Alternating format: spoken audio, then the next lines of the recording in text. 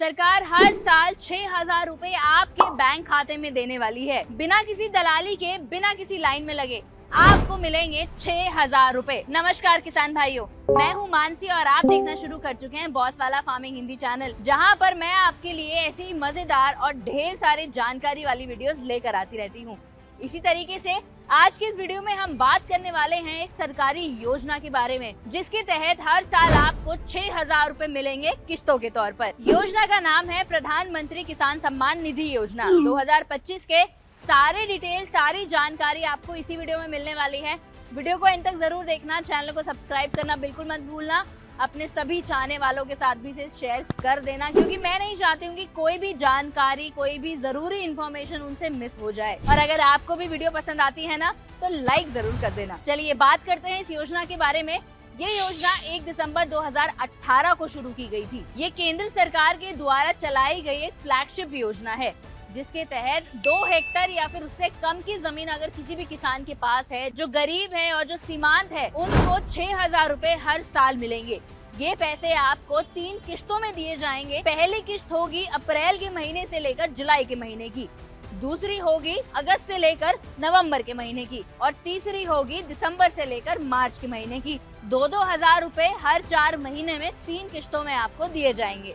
और ये पैसा डीबीटी यानी डायरेक्ट बेनिफिट ट्रांसफर के तौर पर आपके बैंक खाते में पहुंच जाया करेंगे। चलिए जान लेते हैं कि इस योजना का लाभ कौन उठा सकता है, यानी कि एलिजिबिलिटी क्राइटेरिया क्या रहेगा। तो सबसे पहले तो आपको भारत का नागरिक होना पड़ेगा। दूसरा आता है कि आपकी जो जमीन है वो आपके खुद के नाम पर होनी चाहिए और किसी और परिवार वाले के नाम पर नहीं। तीसरा आता है कि जो भी आपकी जमीन है उसके जितने भी रिकॉर्ड्स हैं, कागजात हैं या फिर कोई भी जरूरी डॉक्यूमेंट्स हैं, वो सारे अप टू डेट होने चाहिए। फिर आता है आपका आधार कार्ड। अब भारत में रहते हुए आधार कार्ड की महत्वता तो आप समझते ही होंगे, तो वो आधार कार्ड जो है वो आपके बैंक से लिंक होना चाहिए, जिस अकाउंट में आप पैसा लेना चाहते हैं। फिर आता है कि आपके एक वैलिड आधार कार्ड के साथ में ई-केवाईसी का प्रोसेस भी पूरा होना चाहिए, मैंडेटरी है और ये तो कराना। अब जान लेते हैं कि वो कौन से लोग हैं जो इस योजना के तहत लाभधारी नहीं बन सकते हैं। तो पहले तो अगर आप कोई सरकारी कर्मचारी हैं, या फिर आपको कोई पेंशन मिलती है, या फिर आप किसी भी इंस्टीट्यूशनल लैंड के ओनर हैं, तो आप इस सरकारी योजना का पार्ट नहीं बन सकते हैं। अब जान लेते हैं कि इस योजना के तहत आप अप्लाई कैसे कर सकते हैं।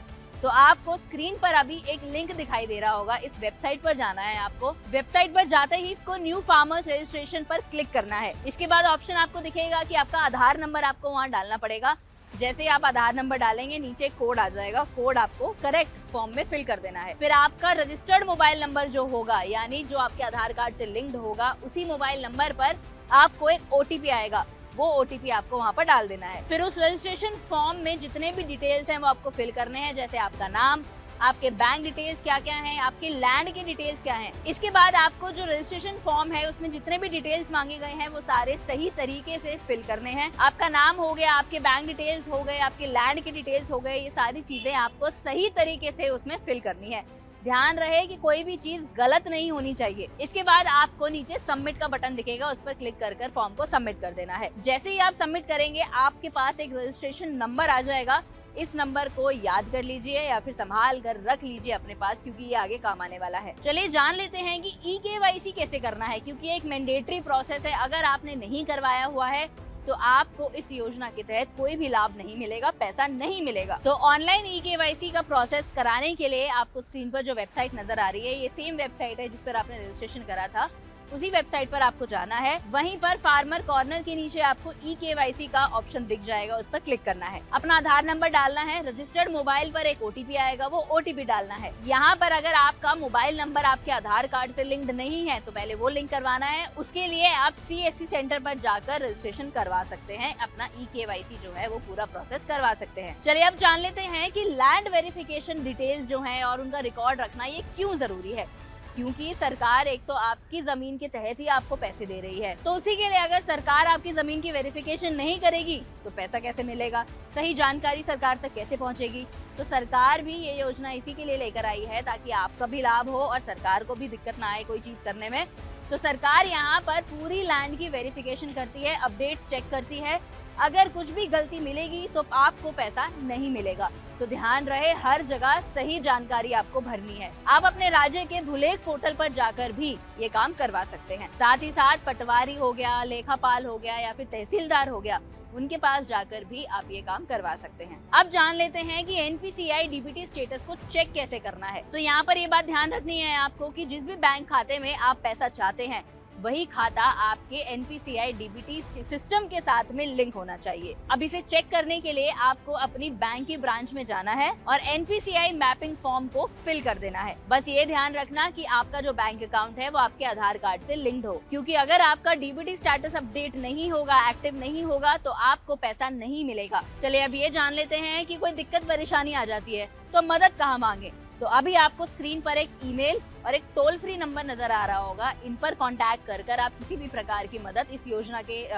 जानकारी में अगर लेना चाहते हैं तो ले सकते हैं। सबसे जरूरी बात कि अब पीएम किसान योजना की 20वीं किश्त आएगी कब, तो इस पूरी स्कीम का एक शेड्यूल बनाया जाता है। उस शेड्यूल के हिसाब से आपको पहली किश्त अप्रैल से जुलाई के महीने के बीच में मिल जाएगी, दूसरी आपको मिल जाएगी अगस्त से लेकर नवंबर के महीने में और तीसरी आपको दिसंबर से लेकर मार्च के महीने में मिल जाएगी। तो रही बात 20वीं किश्त की, तो अब अप्रैल का महीना जा चुका है। मई, जून, जुलाई, इसके बीच में कभी भी किश्त आपके बैंक अकाउंट में आ सकती है। अब आपको ये देखना है कि अगर आप इस योजना के लाभार्थी हैं तो आप अपना नाम लिस्ट में कैसे देख सकते हैं। तो आपको एक बार फिर इसी वेबसाइट पर विजिट करना है, फार्मर्स कॉर्नर पर जाना है, फिर आपको वहाँ दिखेगा बेनिफिशियरी लिस्ट का ऑप्शन। उसके बाद आपको वहाँ से अपना राज्य, अपना जिला, अपना ब्लॉक और अपना गांव सिलेक्ट करना है और उसमें अपने जो डिटेल्स हैं वो भर देने हैं। फिर आपको ऑप्शन दिखेगा गेट रिपोर्ट का, उस पर आपको क्लिक करना है। बस फिर आपको आपके गांव के जितने भी एलिजिबल किसान होंगे, यानी जिनको इस योजना के तहत पैसा मिल सकता है,